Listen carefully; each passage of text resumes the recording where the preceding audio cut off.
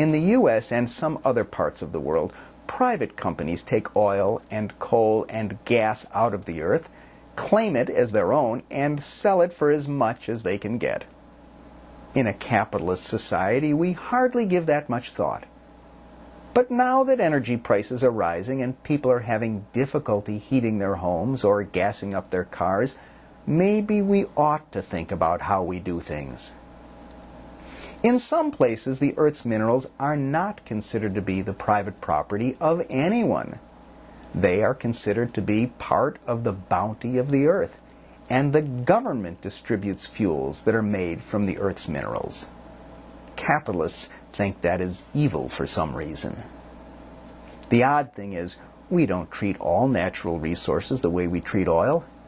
We treat water entirely differently. In most places in the U.S., water is thought of as belonging to everyone, not just to a few companies. The government distributes water to people, and as a result, water is inexpensive and everyone has enough water to drink.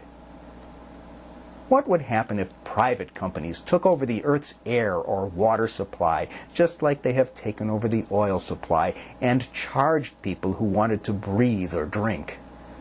Sounds like something out of a science fiction film, except that it is happening all around the world and even in the U.S. Private companies are taking over the distribution of the Earth's water. How can they get away with this? It's just the latest manifestation of what we have come to know as privatization. Governments are doing less and letting private companies do what government used to do.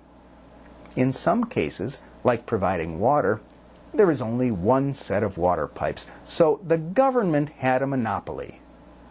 The private companies that provide water will also have monopolies. So, private companies with monopolies over water will be able to drive the price of water higher and higher, just like private monopolies always do. Someday people may have to decide whether to save for their kids' college education or pay the water bill, just like they have to decide today whether to pay the gas bill. Someday people may have to beg for water. People can't live without water. There isn't any good reason to let private companies make money from selling water. The government has done a fine job of it for as far back as anyone can remember.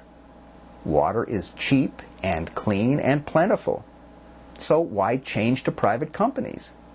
Because private companies can pay bribes and kickbacks and make contributions to the politicians who don't get any of that money when the government supplies water. Privatization of water is just getting started in this country, and already plenty of these crooked deals have been discovered. So, if it works better to have public waterworks than private water companies, why don't the people who elect the politicians insist that we continue to treat water as the natural resource that it is? And for that matter, why don't we start treating other natural resources, such as oil, like natural resources? Because that would be evil. Somehow, I guess.